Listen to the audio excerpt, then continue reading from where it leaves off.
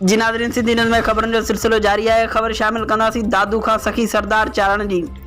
दादू NTS test pass उम्मीदवारनि खे offer order न मिलण ते कराची में पुरअमन एहतजाज करण ते पुलिस पारां तशद्दुद ऐं मरकज़ी सदर हबीब सिंधी फिदा हुसैन लगारी मुनवर सियाल ऐं ॿियनि जी गिरफ़्तारी ख़िलाफ़ प्रेस क्लब दादू आॾो एहतजाजी मुज़ाहिरो। मुज़ाहिरीन सनाउल्लाह सोलंकी, अफ़ज़ल जमाली, निसार सुमरो, बेनज़ीर सोलंकी ऐं ॿियनि चयो NTS टेस्ट पास कई पर अञा ताईं असांखे ऑफर ऑर्डर न मिलिया आहिनि ऐं पुरअमन एहतजाज करण ते असांजे अॻुवाणनि खे पुलिस गिरफ़्तार कयो आहे।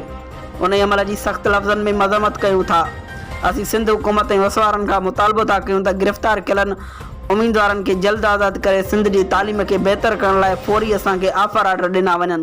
ॿी सूरत में एहतजाज जो दाइरो वसी कयो वेंदो। दादू वेझो पुलिस मुक़ाबिलो, हिकु ॾोहारी ज़ख़्मी हालत में गिरफ़्तार। दादू खुदाबाद थाणे जी हद सामतानी लिंक रोड ते पुलिस ऐं ॾोहारनि विच में पुलिस मुक़ाबिलो। फायरिंग में हिकु ॾोहारी ज़ख़्मी हालत में गिरफ़्तार। ज़ख़्मी ॾोहारी जी सुञाणप आमिर बाहुटे जे नाले सां थी आहे।